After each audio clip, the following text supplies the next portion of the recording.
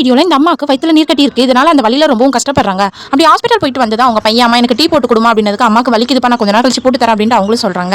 அதனால அந்த பையனும் அம்மா நான் கேட்ட மட்டும் இப்படி பண்றமா நீ எனக்கு கொஞ்சம் போட்டு கொடுமா அப்படின்னதுக்கு சரிப்பா போட்டு தரேன் அப்படின்னு சொல்லிட்டு அவளும் அந்த வலியோடய தண்ணி குடிச்சிட்டு போய் டீயும் போட்டு தரா. மறுநாள் அவங்க பொண்ணு வீட்டுக்கு வர வந்தது என்னமா ஆச்சு அப்படின்னு கேட்டதுக்கு அம்மா என் மாமியாரோடைய சொந்தக்காரங்களுக்கு வந்து நம்ம பக்கத்து வீட்டு பொண்ணு வந்து பேசி முடிச்சிருக்காங்கம்மா அந்த மேரேஜ்க்காக நான் வந்தம்மா இன்னைக்கு நிச்சயதார்த்தம் அப்படின்ட்டு அவளும் சொல்றா. சரிம்மா ஏமா நீ இப்படி படுத்திருக்கேன்ட்டு அவங்க பொண்ணும் கேட்டதுக்கு அம்மா எனக்கு வயிறு வலிமா அதனால தான் படுத்திருக்கேன் வரையம்மா நம்ம ஹாஸ்பிட்டல் போயிட்டு வரலாம் அப்படின்னதுக்கு அம்மா இன்னைக்கு கொஞ்சம் வேலை இருக்குமா நம்ம நாளைக்கு வேணா போகலாமா அப்படின்ட்டு அந்த பொண்ணு சொல்றா. சரிமான்னு சொல்லிட்டு அவங்க அம்மாவும் அந்த வலியோடய படுத்துட்டு இருக்காங்க. மறுநாள் அவங்க அந்த ஃபங்க்ஷனுக்காக கிளம்பிருக்காங்க. அவங்க அம்மாவும் அப்பா அம்மா நம்ம போற வழியில கொஞ்சம் ஹாஸ்பிட்டல் போயிட்டு போலாமா அப்படின்னதுக்கு சரிமான்ட்டு அவளும் சொல்றா. ஆனா கொஞ்ச நேரத்துல ஃபோன் பண்ணி ஃபங்க்ஷன் சீக்கிரமா ஆரம்பிச்சிட்டாங்கம்மா வேணாமா நம்ம அப்புறமா போய்க்கலாமா அப்படின்னு சொல்லிட்டு அவளையும் கூப்பிட்டு போயிடா. அவளும் அந்த வலியோடய அந்த ஃபங்க்ஷனுக்கு போறா. அன்னைக்கு நைட் அவங்க வீட்டுக்கார் வந்து வலியில படுத்துட்டு இருக்கிறத பார்த்துட்டு ஹாஸ்பிட்டலுக்கும் கூப்பிட்டு போறாரு. கூப்பிட்டு போனதுக்கு நான் சின்னதா இருக்கும்போது வந்து ஆபரேஷன் பண்ணிக்கோங்கன்னு சொன்னேன். இப்ப பெருசாயிடுச்சு இப்ப பண்ணலன்னா அவ்வளவுதான் அவங்க உயிருக்கே ஆபத்து அப்படின்னு சொல்றாங்க.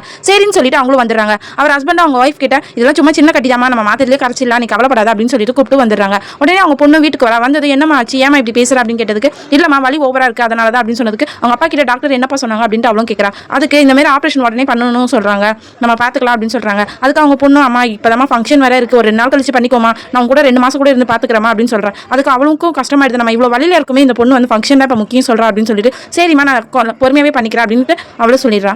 மறுநாள் எல்லாரும் ஃபங்க்ஷன் கிளம்பி போலான்னு இருக்கும்போது அவங்க வீட்டுக்காருக்கு ஆஃபீஸ்ல இருந்து அர்ஜென்ட் வேலைன்ட்டு வந்துருது. அதனால அவர் ஃபங்க்ஷனுக்கு வராது வேலைக்கும் போயிறாரு. அவங்க பையனும் அவங்க ஃப்ரெண்டை கூப்பிடணும் அப்படின்னு சொல்லிட்டு அவங்க அம்மா கிட்ட சொல்லிட்டு போயிடுறா. அவங்க பொண்ணு அம்மா நீ கிளம்பி வந்துருமா அப்படின்னு சொல்லிட்டு போயிடுறா. உடனே அவளுக்கு ஓவரா பெயின் ஆயிடுது. பெயின் ஆனதும் பெட்ல போய் படுத்துடுறா. படுத்துட்டு அவளால எந்திரிக்கவே முடியல. உடனே அவங்களும் ஃபங்க்ஷனுக்குலாம் போயிட்டு வந்துட்டு அவங்க அப்பா வந்து ஏமா இவ்வளவு சோகமா இருக்கு அப்படின்னு கேட்டதுக்கு நான் என்னப்பா சொன்னேன் அம்மா வர சொல்லிட்டு தானே போனேன் ஆனா அம்மா வரவே இல்லை அப்படின்னு சொன்னதுக்கு என்ன பண்றா அவ எங்க போயிட்டா அப்படின்ட்டு ஃபோன் பண்றாங்க. ஃபோன் பண்ணும்போது அப்படி சோபால தான் ஃபோன் இருக்கு. உடனே வீடெல்லாம் தேடி பார்க்கும்போது உள்ள படுத்துட்டு இருக்கா. உள்ள போய் அவங்க பொண்ணு பார்க்கும்போது அவளும் இறந்து கிடக்குறா. அவங்க அப்பா கிட்ட கூப்பிட்டு அப்பா அம்மா இறந்துட்டாங்கப்பா அப்படின்னு சொல்லும்போது அவங்க ஃபேமிலியே ரொம்பவும் அழுவுது.